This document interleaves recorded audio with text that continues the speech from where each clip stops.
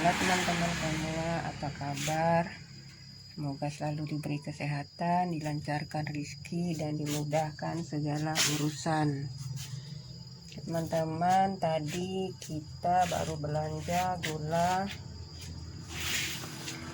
sedikit. Kita belanjanya nggak banyak karena modal kita terbatas.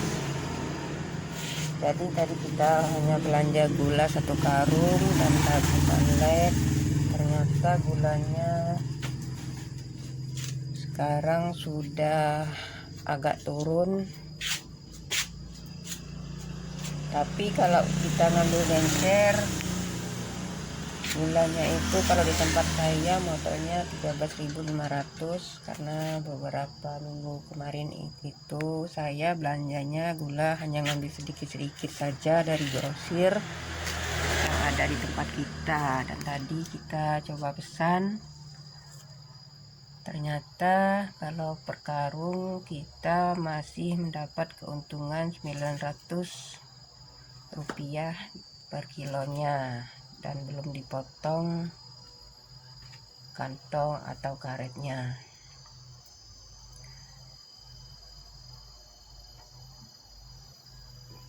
Untuk kita yang para pewarung kecil seperti saya ini,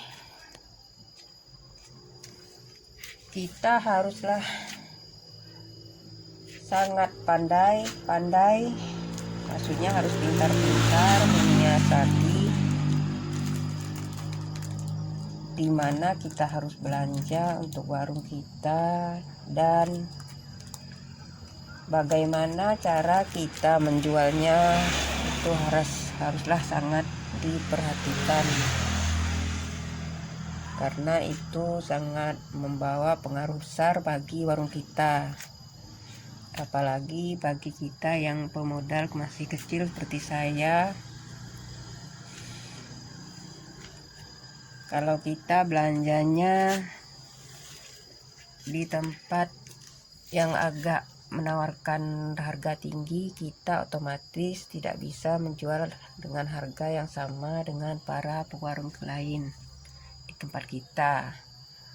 Apalagi misalnya kalau di tempat kita banyak sekali warung-warung atau toko-toko sembako yang menawarkan barang-barang sama seperti kita, dan tentunya mereka semuanya selalu menawarkan harga yang sangat bersaing.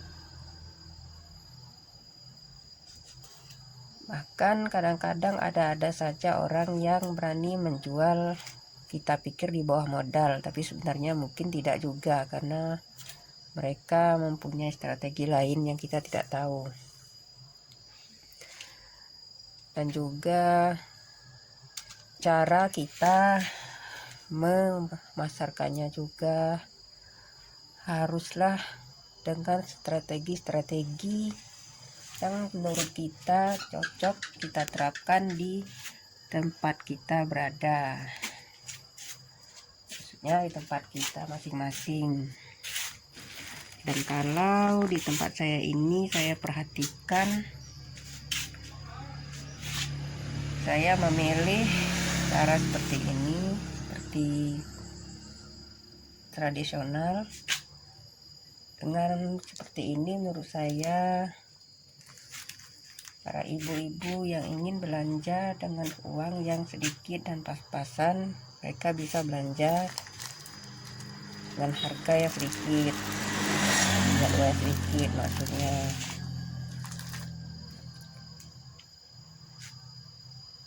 Karena tidak semua orang itu bisa membeli dengan jumlah banyak ataupun membutuhkan barang tersebut dengan jumlah yang banyak. Jadi kita haruslah pandai-pandai mengatur strategi penjualan kita supaya warung kita tetap bisa eksis berdiri walaupun di tengah persaingan yang sangat ketat seperti di tempat saya ini. Karena saya sendiri selama saya berwarung sudah beberapa kali saya Maksudnya di tempat saya juga berdiri warung-warung yang menjual barang seperti warung saya, maksudnya warung sembako atau warung kelontong. Tapi alhamdulillah sampai saat ini saya tetap masih bisa jualan walaupun di tengah persaingan yang ketat. Kadang-kadang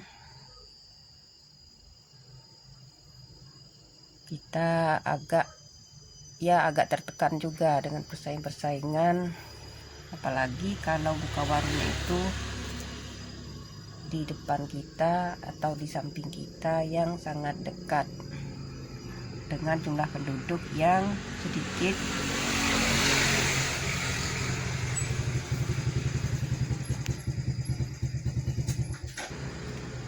Oke, lanjut lagi. Tadi ada orang belanja. Jadi kita para warung pemodal kecil seperti saya khususnya, kita haruslah sangat pandai-pandai mengatur strategi penjualan kita dan cara belanja untuk warung kita di mana dan bagaimana.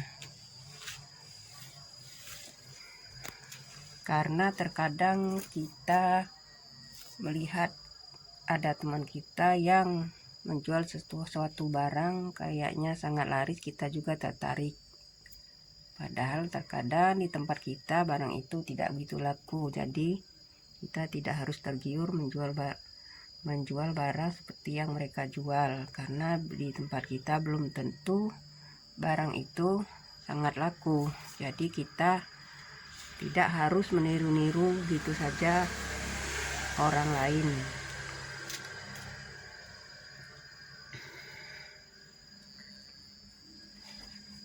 Dan tentang persaingan seperti yang saya ceritakan tadi, saya sudah beberapa kali